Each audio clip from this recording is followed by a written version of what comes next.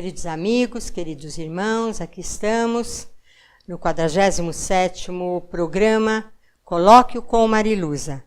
Agradeço muito à Web Luz e a todos vocês que participam dos nossos estudos a respeito do Espiritismo.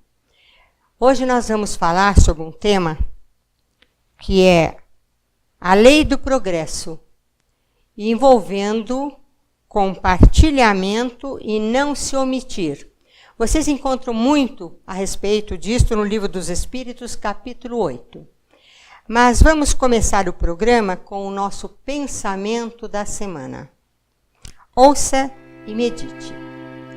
A omissão de quem pode e não auxilia o povo é comparável a um crime que se pratica contra uma comunidade inteira.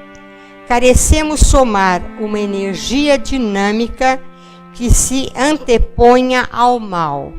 Ninguém tem o direito de se omitir. Francisco Cândido Xavier, no livro Testemunho de Amor. Vamos agora escolher uma figura para a gente homenagear, porque o mal muitas vezes dá manchete, mas o bem que fica, o bem feito por pessoas anônimas ou por outras mais famosas, permanece deixando um rastro de luz da sua passagem na Terra.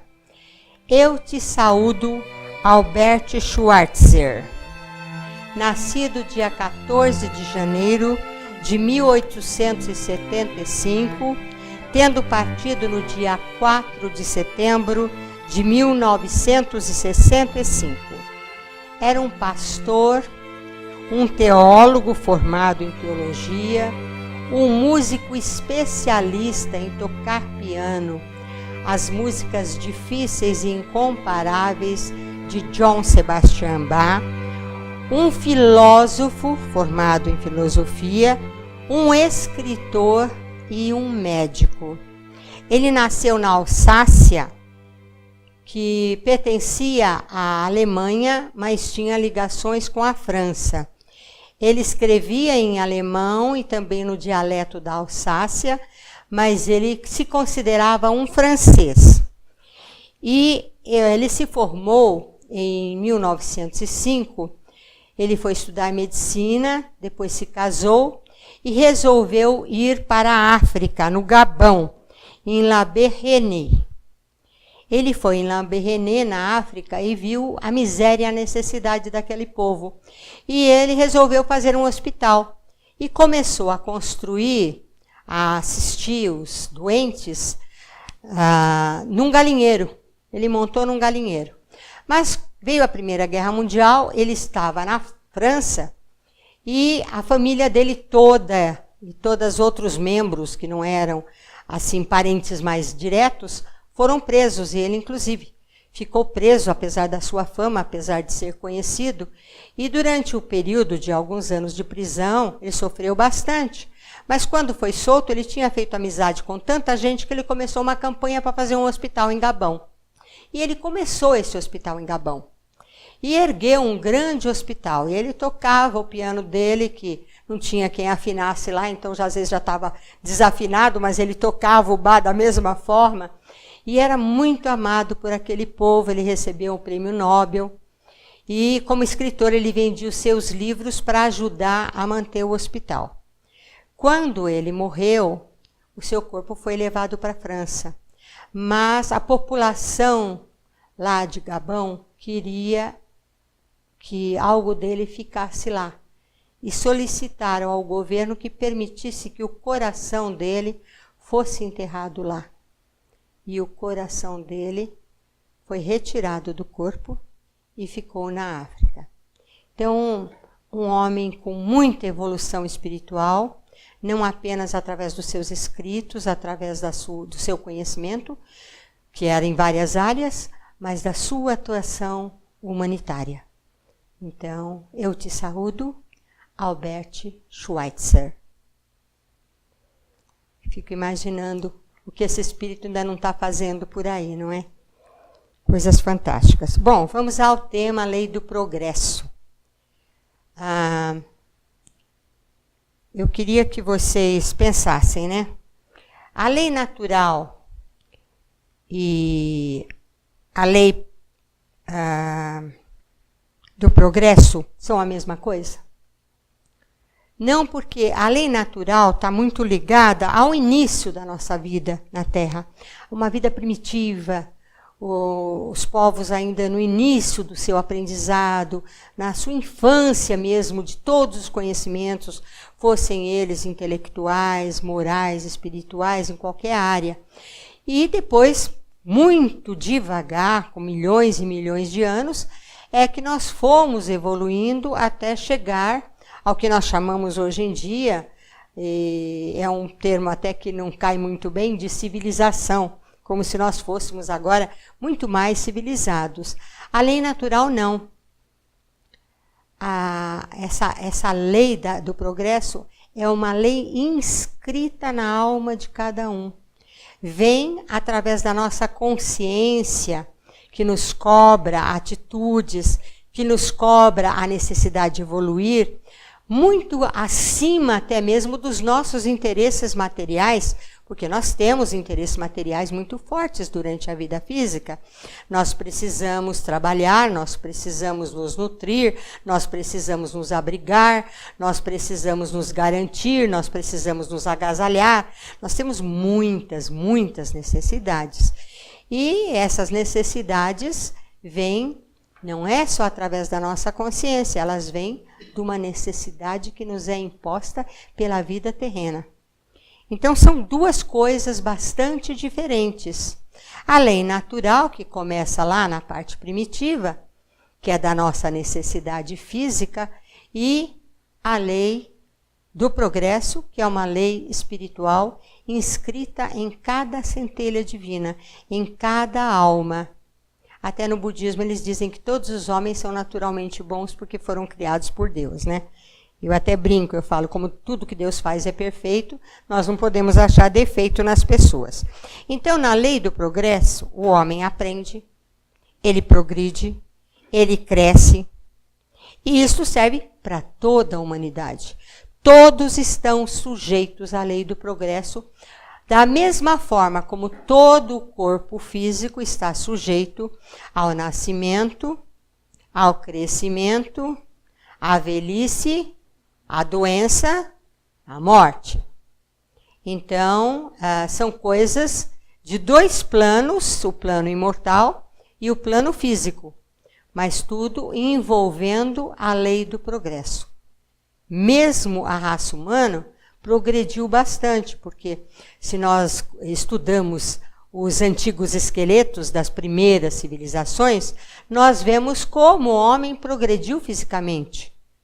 Ele ganhou, aos poucos, mais massa encefálica, principalmente na região frontal, ele adquiriu mais elegância, ele perdeu muito pelo, ele adquiriu mais mobilidade, ele saiu daquela função quase que animal na qual ele começou e foi evoluindo, a ponto da gente ver, através dos atletas e de muitas pesquisas, a grande evolução que o corpo físico também teve. E foi paulatina, e continua tendo, porque essa evolução é a par e passo, mas nós estamos sujeitos a ela. Então, vamos ver. O homem pode, por exemplo, retrogradar do seu estado natural? Quer dizer, ele nasce primitivo e vai progredindo. Ele vai progredindo. De repente, ele pode voltar a ser um ser primitivo? De repente, ele pode perder as conquistas que ele adquiriu através do conhecimento, através da moralidade, através da ética, através da inteligência? Não. Também é certo que o homem não pode retrogradar. Ele pode ficar marcando passo. Ele pode não querer progredir, ele pode ser um aluno rebelde na escola da vida, ele pode ir para o caminho do mal, ele tem o livre-arbítrio, mas retrogradar não. Por isso eu fico muito assustada quando eu vejo alguém mostrando um ser assim mais atrasado, como se ele fosse um ser evoluído 200 anos atrás, ele fosse uma figura de escola, uma figura exponencial, alguém que realmente fez uma diferença para a humanidade com a sua passagem. Isso não acontece. Aquelas conquistas que nós adquirimos em cada vida, nós levamos para as vidas futuras.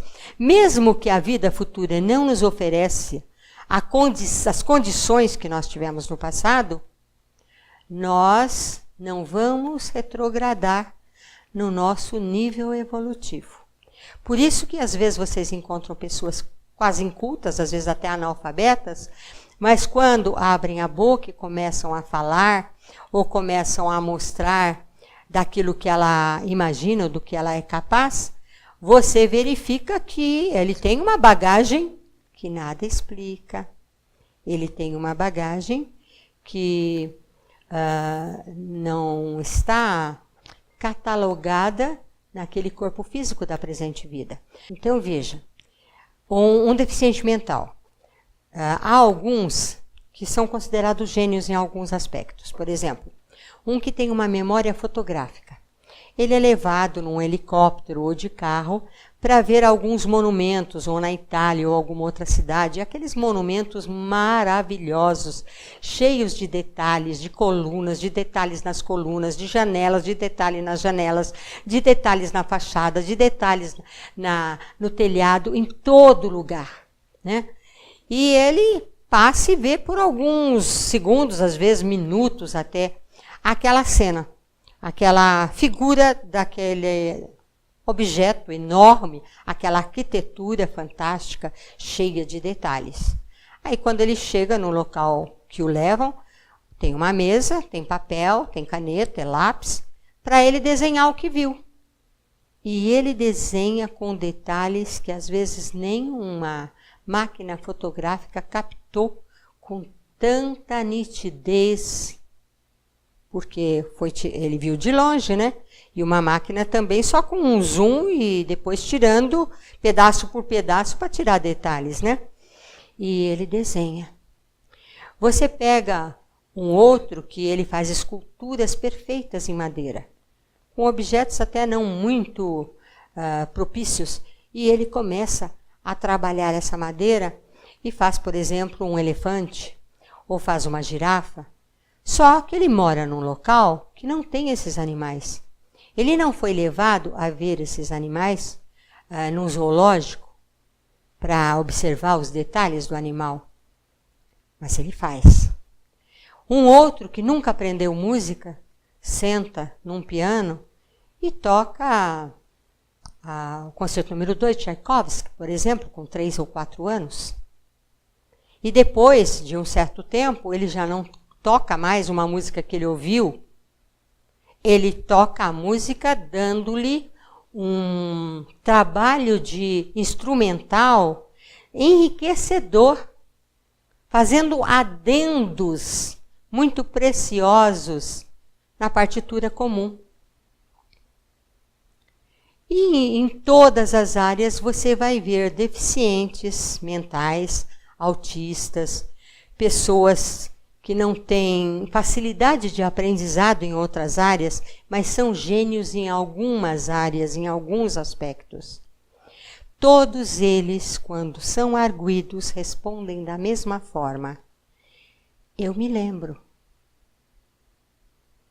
Mas onde se aprendeu isso? Em nenhum lugar. Mas como você sabe isso? Eu me lembro. E não dão outra explicação.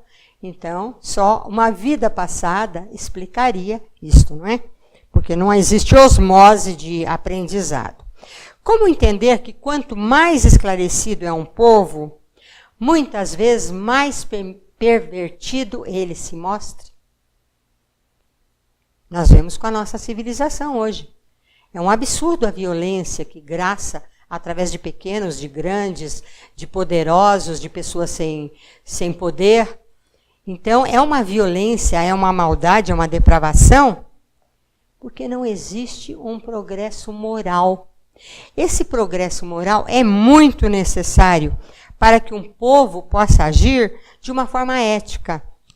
O nosso homenageado dizia que quando o ser humano aprender a respeitar o reino animal e o reino vegetal, porque nós não respeitamos, a resposta está aí, é só sair na rua e ver quantos animais abandonados, passando frio, passando fome, ou sendo maltratados, sendo apedrejados, sem um olho, ou maltratados mesmo, pessoas até às vezes cultas.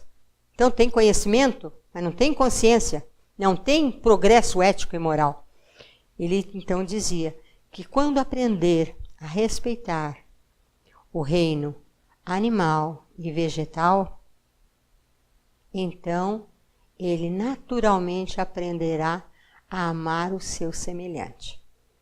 E quando aprender a amar o seu semelhante, o progresso moral terá sido alcançado. Por isso que a gente faz a live do Culto Cristão do Lar, todo domingo, né?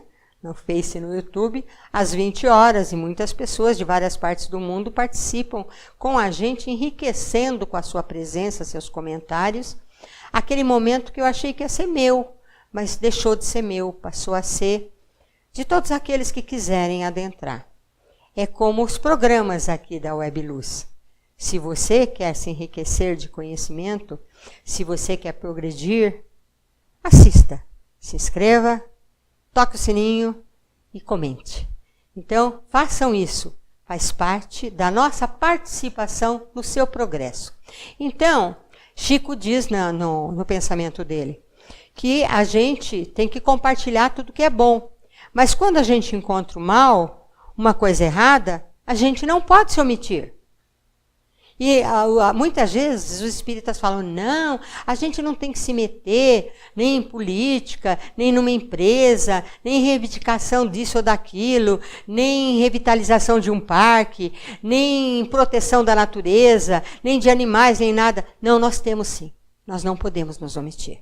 Nós temos obrigação de participar, compartilhando tudo aquilo que é bom e necessário para o nosso próprio progresso. Porque o homem pode deter o progresso? Não, ele não pode. Ele pode ficar marcando passo um tempo, atrasar a ele e outros, ele pode impingir uma ditadura, uma força física, seja através do militarismo, seja através do seu conhecimento, esparramando doenças em populações, gerando o renascimento de doenças que estavam até já combatidas e vencidas. Mas o progresso ele não vai poder deter, porque é uma lei divina. E eu costumo brincar dizendo, não se mete com Deus, porque ele ganha todas. É bem isso. Então, se você quer ser inteligente, pelo menos aprenda a saber em que terreno você está pisando, não é? É mais ou menos isso. Então, as criaturas mais evoluídas ajudam aquelas menos evoluídas. Olha que beleza. Isso sim, a gente pode fazer. Se você aprendeu alguma coisa, transmita. Por isso tem pessoas que ensinam crochê, ensinam tricô, ensinam a cozinhar, ensinam a costurar. Isso no campo feminino, né? Mas hoje já tem homens fazendo crochê muito melhor que muita mulher, né? Aprenderam.